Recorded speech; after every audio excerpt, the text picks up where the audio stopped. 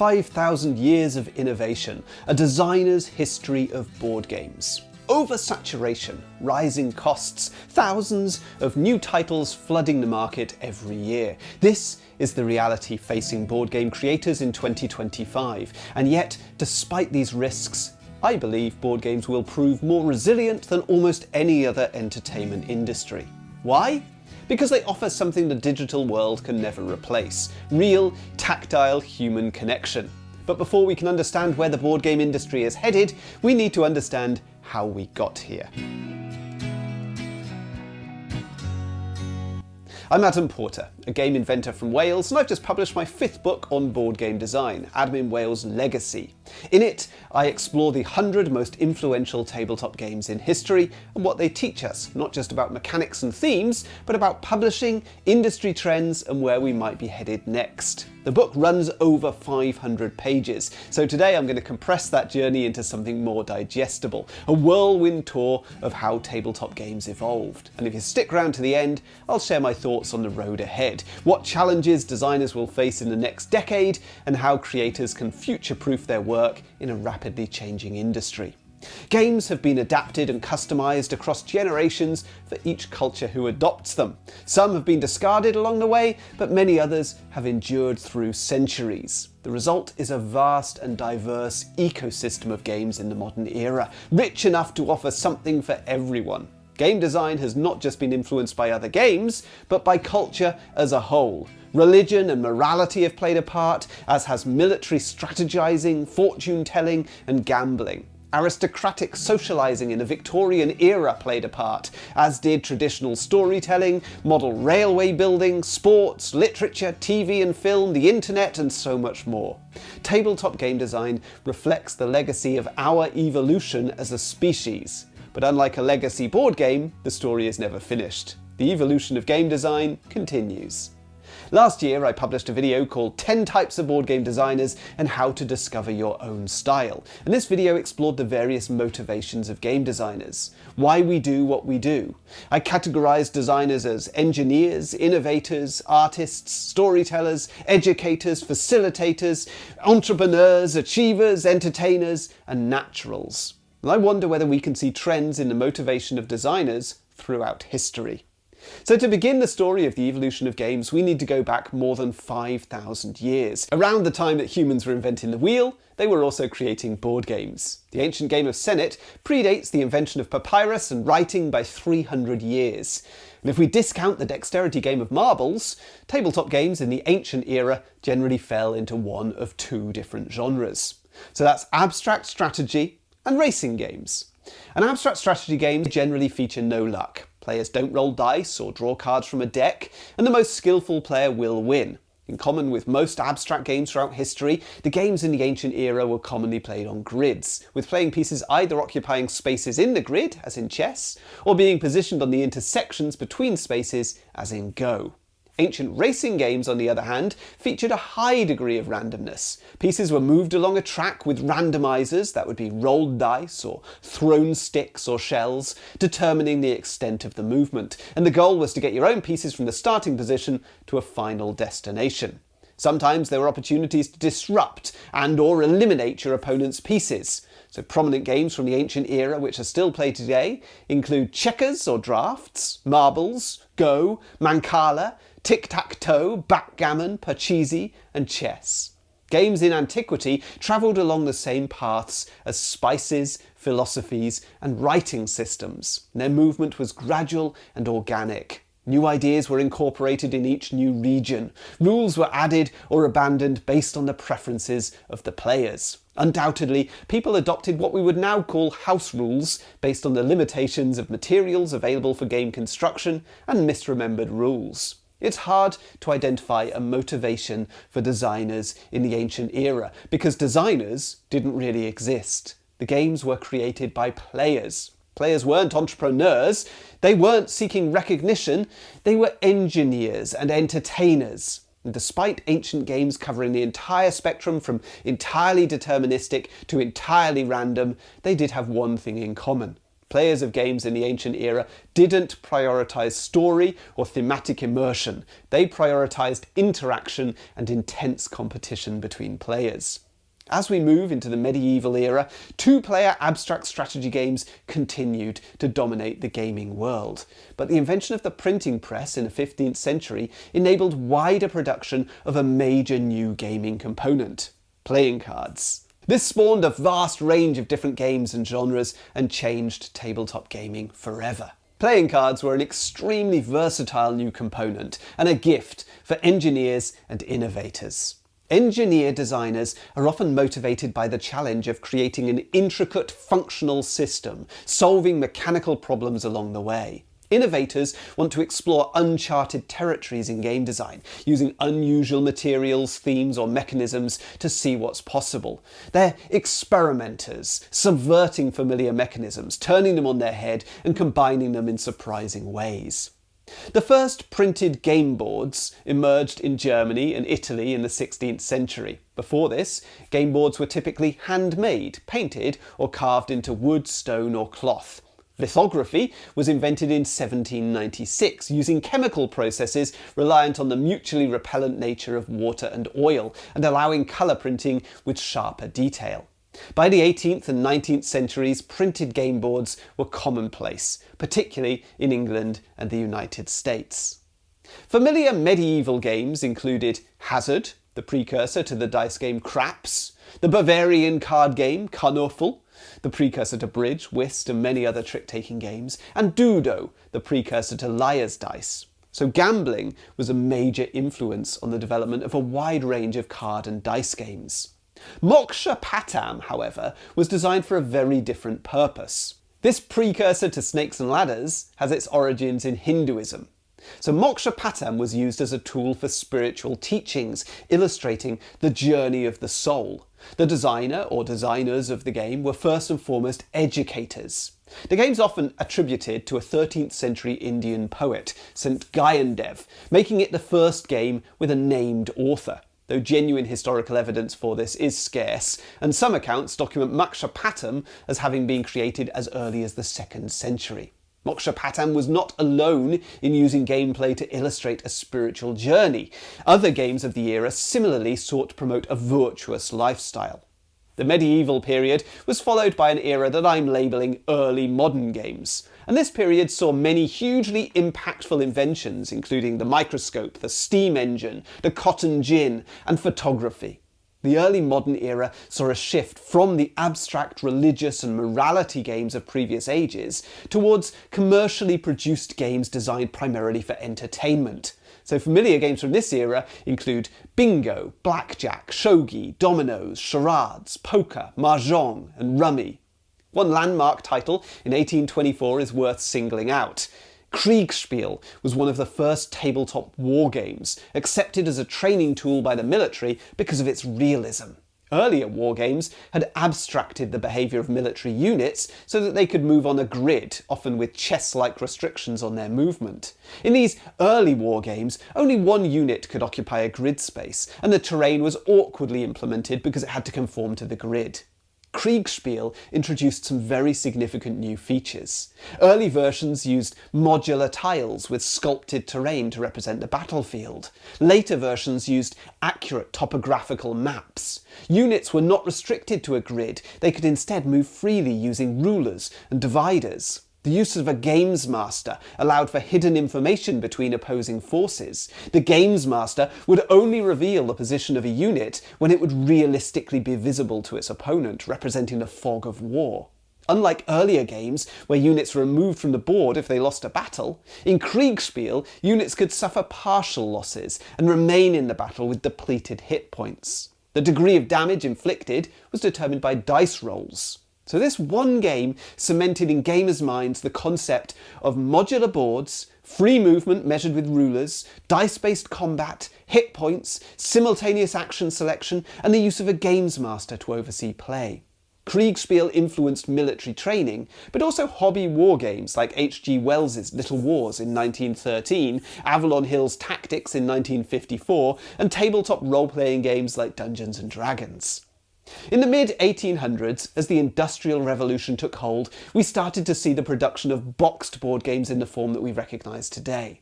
The decades that followed saw 2 world wars, and many turned to games as an inexpensive form of entertainment.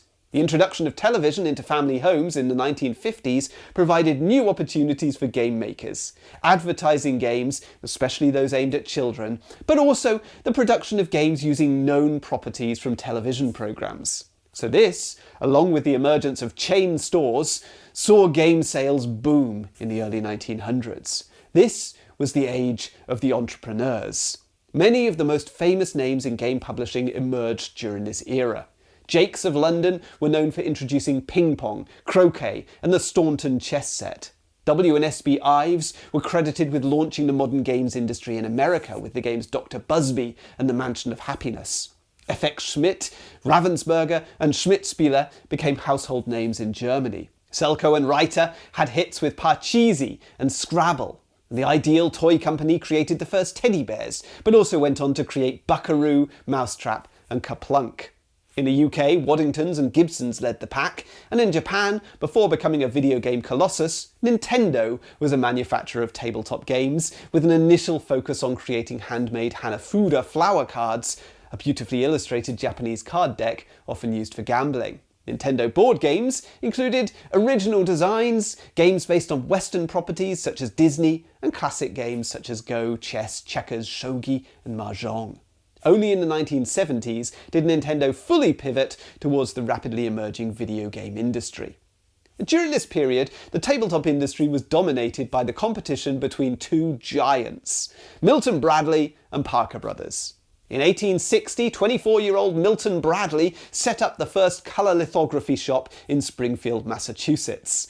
One of his first enterprises was to produce a full-colour board game, the Checkered Game of Life, in 1860, launching one of the most prominent and influential game publishers of all time. In 1920, Milton Bradley was given a significant boost when they purchased McLaughlin Brothers. Memorable games from Milton Bradley include Battleship, Twister, and Connect 4. 23 years after Milton Bradley set up in Springfield, Massachusetts, a 16-year-old boy in nearby Salem, George Swinnerton Parker, created his own card game, Banking. He approached a number of publishers but was rejected. His brother Charles encouraged him to self-publish the game instead. Now this will be a familiar scenario for modern game designers. And George sold over 400 copies, making a significant profit. With Charles on board, the company Parker Brothers was launched. 10 years later, a third brother, Edward Parker, joined.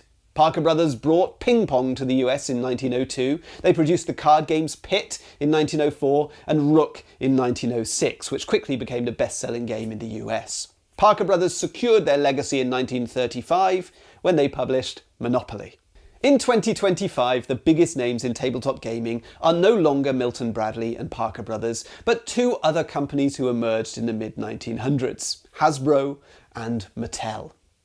Hassenfeld Brothers was founded by 2 brothers in Rhode Island to produce textiles and school supplies. The shift to toy production began in the 1940s when the company started making crayons. The company officially changed its name to Hasbro in 1968, coinciding with its expansion into more toy lines.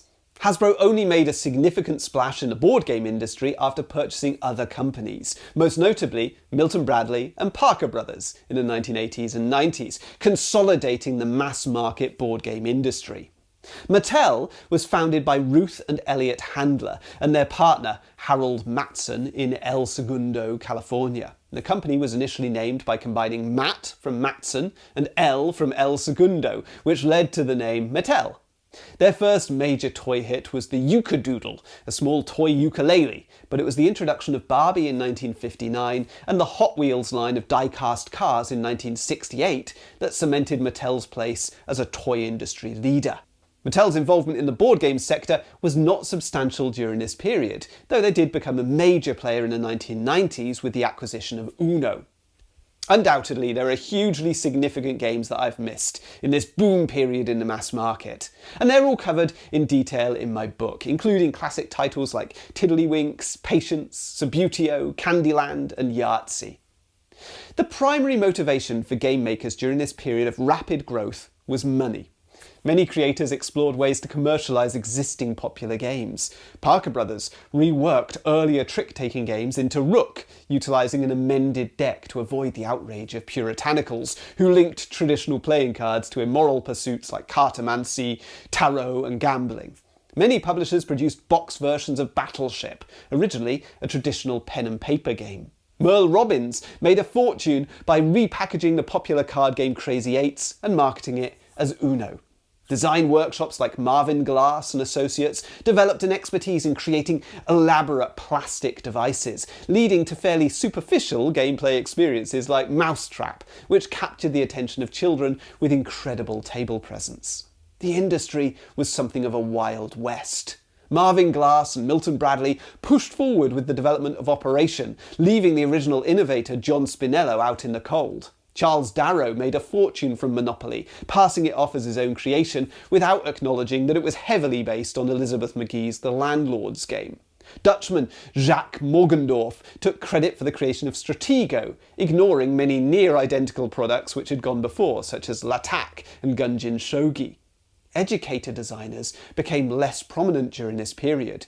The vast catalogue of educational games from the prolific McLaughlin brothers was largely forgotten after their purchase by Milton Bradley. Any educational intent of The Landlord's Game was lost when it was reimagined by the Parker brothers as Monopoly.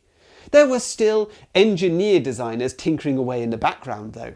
Scrabble creator Alfred Mosher Butts had a genuine interest in the craft of game design, and Anthony and Elva Pratt, the creators of Cluedo, were motivated primarily by telling a great story. The final decades of the 20th century saw the invention of the video cassette recorder and compact discs. This period also introduced the mobile phone and the internet, though neither was widely used yet. Their impact will be seen later. Perhaps the most influential invention for our purposes was the home computer and the invention of video games. So games like Pong and Zork and Space Invaders, Pac-Man and Donkey Kong were created in the 1970s, but there was a comparable period of innovation happening with tabletop games. A growing community of strategy-minded gamers was emerging, gathering in the back rooms of book and model shops and connecting through fanzines. Their interests, war games, fantasy, superheroes and sci-fi, were niche at the time, though they're far less so today.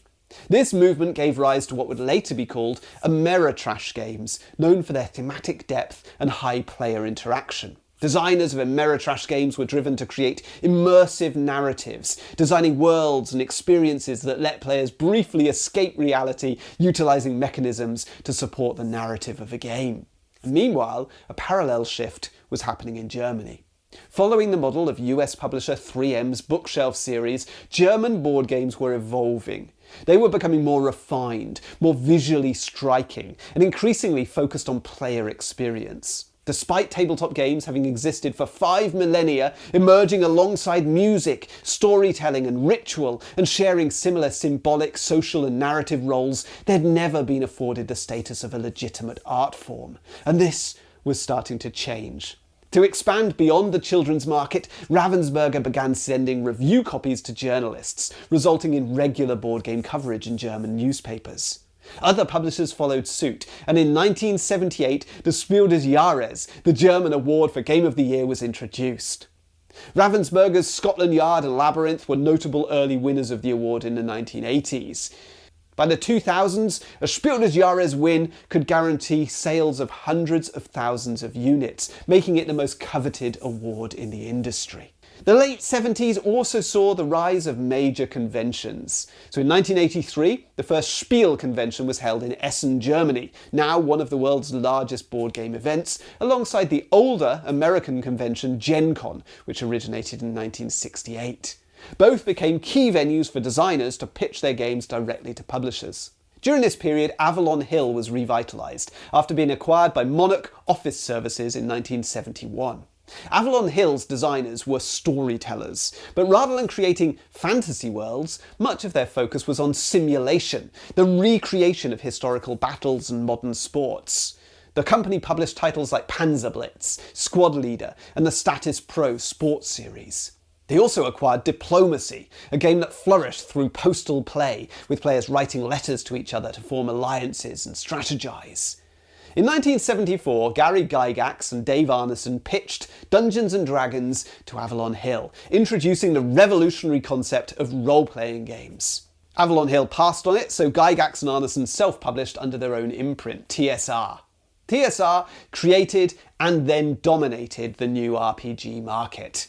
Meanwhile, in the UK in 1974, Francis Tresham designed the train game 1829, which led to Avalon Hill's 1830, which pioneered the complex 18xx genre of games focused on stockholding and route building.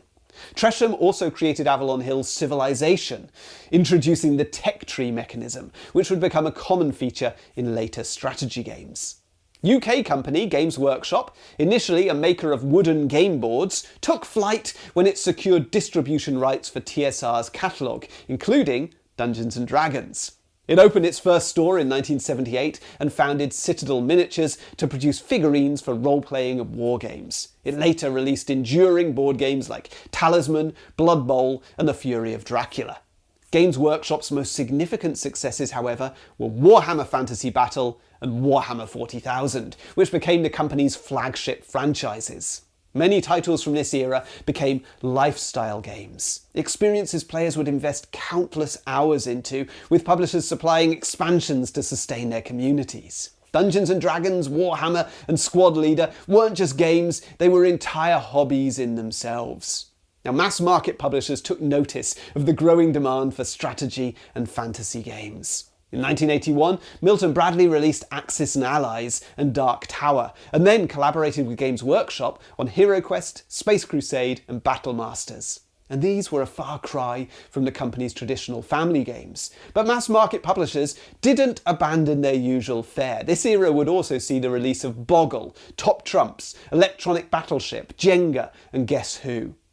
The mass market also courted the adult gaming market with a slew of party games. Broadly equivalent to Victorian parlour games, this era produced many of the most beloved boxed party games of all time, including Trivial Pursuit, Balderdash, Pictionary, Scattergories, Taboo and Gestures.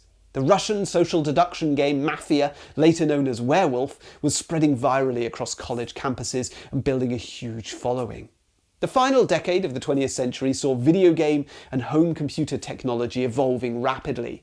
The introduction of the World Wide Web in 1990 and later the Apple iPhone and social media had a huge impact on the gaming world. Not just digital games, but tabletop games too.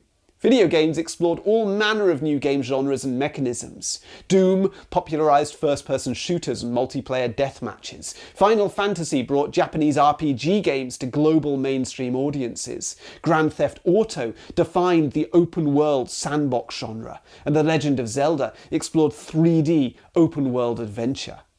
And tabletop games followed suit, layering mechanisms to create increasingly sophisticated designs and diverse gaming experiences.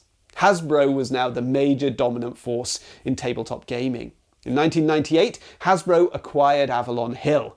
Their catalogue of complex war games and sports simulations didn't sit comfortably with Hasbro's usual output. But with this purchase, Hasbro acquired over 200 titles, which gave them control over valuable brands which could be adapted or revived.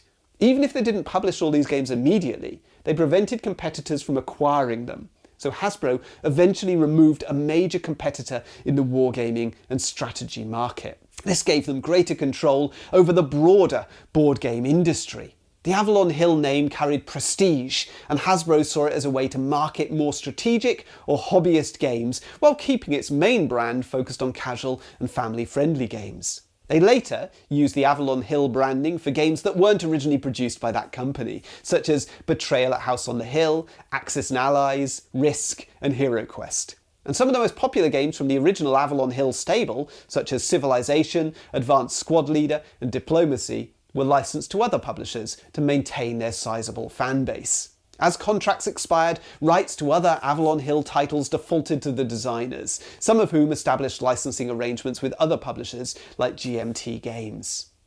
In the mid-90s, the German gaming scene was booming. In 1996, the US publisher Mayfair Games licensed and published English editions of the popular German-style games Manhattan, Modern Art, and most importantly, Settlers of Catan, introducing such games to the US market. Rio Grande Games became a major vehicle for importing German games into the US, often co-publishing with companies like Ravensburger and Hans im Gluck, the creators of Carcassonne. Wizards of the Coast exploded onto the scene with Magic the Gathering in 1993, pioneering the collectible card game genre. Wizards purchased TSR, taking over publication of Dungeons & Dragons from 1997, and the company was acquired by Hasbro in 1999. Fantasy Flight Games licensed IPs, Star Wars, Game of Thrones, Battlestar Galactica, and popularised big box games with high production values. Between 2008 and 2017, they entered into a fruitful partnership with Games Workshop to produce new editions of some of their older games, but also to produce new titles using Games Workshop's characters and settings. Japan's tabletop gaming scene flourished in the late 20th century. The game market in Tokyo started in 2000 and has grown steadily since to become a major global gaming convention. US company Z-Man Games was founded in 1999 to produce CCGs, but it soon followed Rio Grande's model of publishing and localizing major European titles, including Pandemic, which popularized cooperative gaming.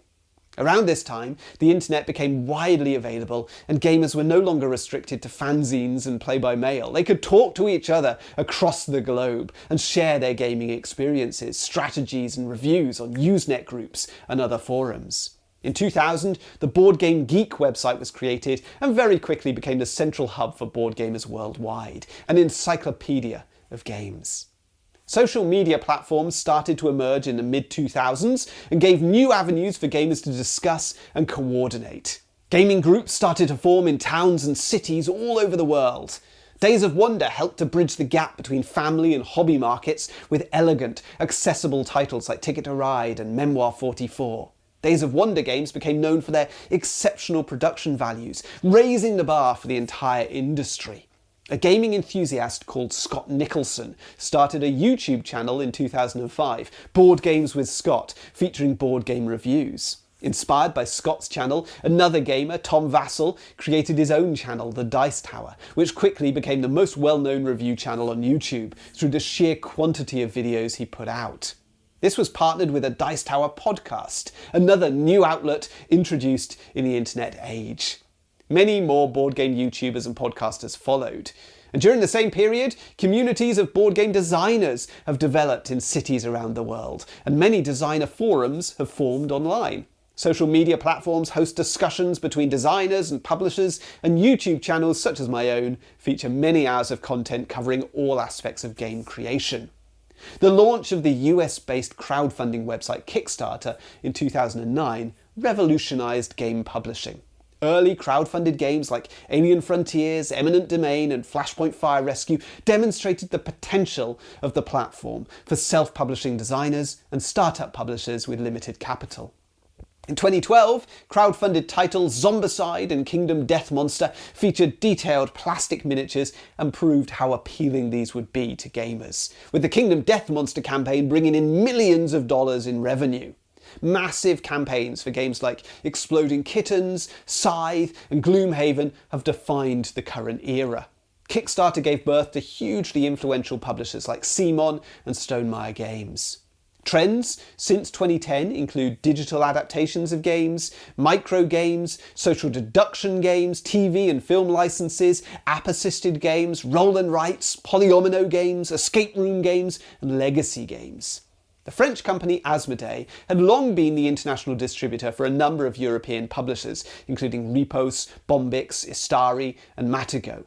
In 2014, Asmodee was largely taken over by a group of venture capitalists, and the industry started to change. Asmodee acquired Fantasy Flight Games and Days of Wonder, two major publishers, bringing under its banner Twilight Imperium, Star Wars X-Wing Miniatures, Star Wars Imperial Assault, a range of Game of Thrones titles, Descent, Ticket to Ride, Small World, Memoir 44, and it goes on. The following year, Asmodee purchased the English rights to Settlers of Catan, now known just as Catan. They then purchased the rights to Spot It, also known as Dobble, a massive selling card game created by French publisher Blue Orange in 2009. At this point, Asmodee was looking like a juggernaut, consolidating the hobby market. The massive Asmodee acquisition slowed down a little after 2016, allowing some of the other publishers a little bit of breathing space. And fears about total monopolisation of the hobby industry haven't yet materialised, with many non-Asmodee publishers doing very well indeed. As with Hasbro's attempt to consolidate the gaming market in the 1990s, there will always be up-and-coming publishers who have the creativity and determination to stand up to a giant corporation. Crowdfunding sites have empowered individuals and organisations, ensuring that new creators constantly emerge. In 2020, the world was hit by a global pandemic, COVID-19, and for a while the entire global population was forced to stay at home and not to mix with others outside of their household. Sales of traditional games and well-known titles rose significantly as people sought out activities they could engage with in their homes. But new games struggled because of cancelled conventions and trade fairs, delays at factories, rising costs, and publishers struggling with the financial impact of the pandemic. Asmodee recognised the demand for online board gaming platforms and purchased Board Game Arena, adding their catalogue of games for fans to play over the internet. Video game and media holding company Embracer Group purchased Asmodee for €2.75 billion in 2022, demonstrating the enormity of the industry. In 2025, game designers have been empowered by 2 decades of intensive cross-pollination of ideas and methodologies across the globe via the internet. There are more of us than ever before, far more designers than the industry can possibly employ. We now collectively represent a myriad of different interests and motivations. We count among our profession engineers, innovators, artists, storytellers, educators, and entertainers. Many of us feel an internal drive to design. We're not even sure where it comes from. It just feels natural to create games. The craft of game design is challenging, rewarding, and addictive. So at the time of writing, the global board game market is said to be valued at something approaching $20 billion. And according to some industry reports, it's projected to reach $30 billion by 2030. I don't have the expertise to verify these figures, but on the basis of Asmodee's 2022 sale price, it does seem feasible. Many factors have played a part in this rapid expansion. It was undoubtedly the widespread availability of the internet which started the period of growth seen since the mid-90s. The ability for hobbyists to easily share their passions and find like-minded people among strangers across the globe was a powerful catalyst. Gaming has always required a community, and that's never been easier to achieve. The result was a cultural shift. Board games became more mainstream. Board game clubs and cafes became popular social spaces. Stigma attached to previously niche interests like sci-fi, fantasy, superheroes, video games all fell away. Game publishers recognised this growing audience and diversified, broadening their themes, their presentation and representation within their games, attracting new demographics. The rise of social media influencers, Will Wheaton's Tabletop, the Dice Tower, Shut Up and Sit Down, helped to popularise the hobby, and the launch of Kickstarter removed barriers to self-publication. A stream of new publishers emerged, competing to attract attention to their campaigns by incorporating more lavish artwork, more miniatures, more content, expansions and exclusives. It may be that the industry has overextended. The market is saturated, with thousands of new board games released each year. It's very difficult for any one game to stand out, and the constant flood of new games can overwhelm potential customers who struggle with the massive variety available. Retailers with limited space and funds struggle to identify which games to stock and which to ignore, and this can lead to a sense of fatigue in the industry.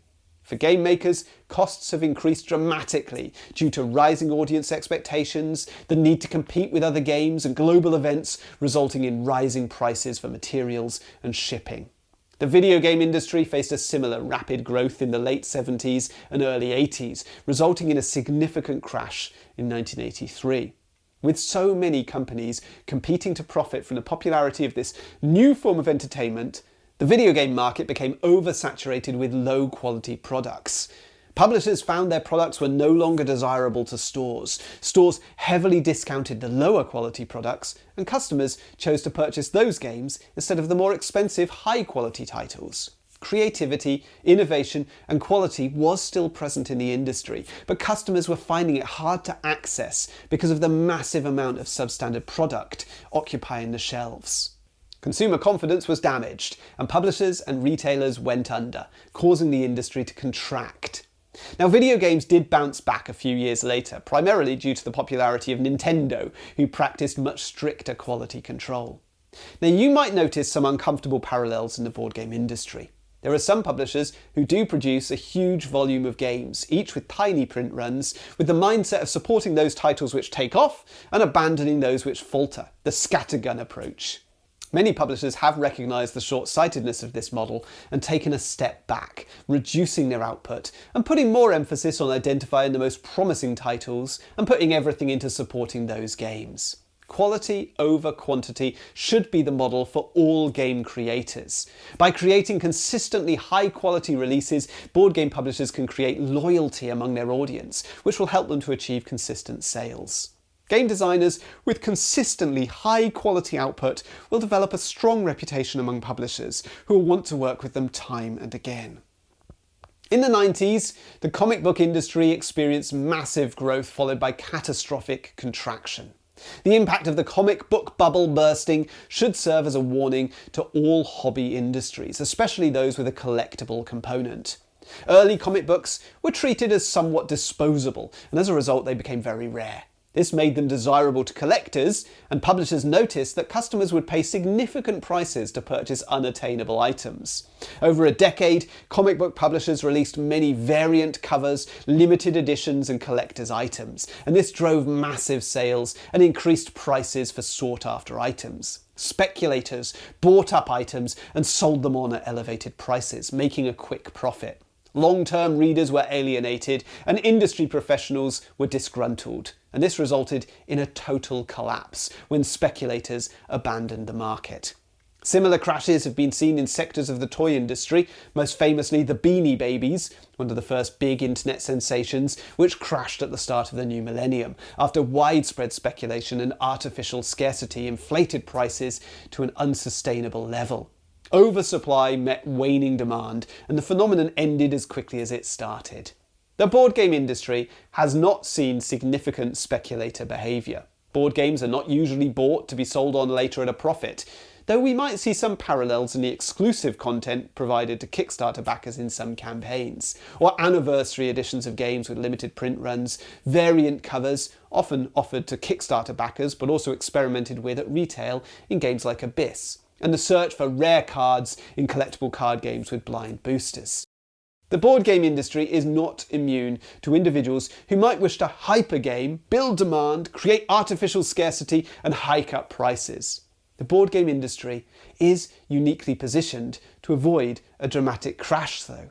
Board games are inherently social experiences and physical items. They offer a unique blend of interaction, tactile engagement and shared storytelling. This is unchanged over thousands of years and should make the industry resilient against trends towards the digital world and solitaire experiences.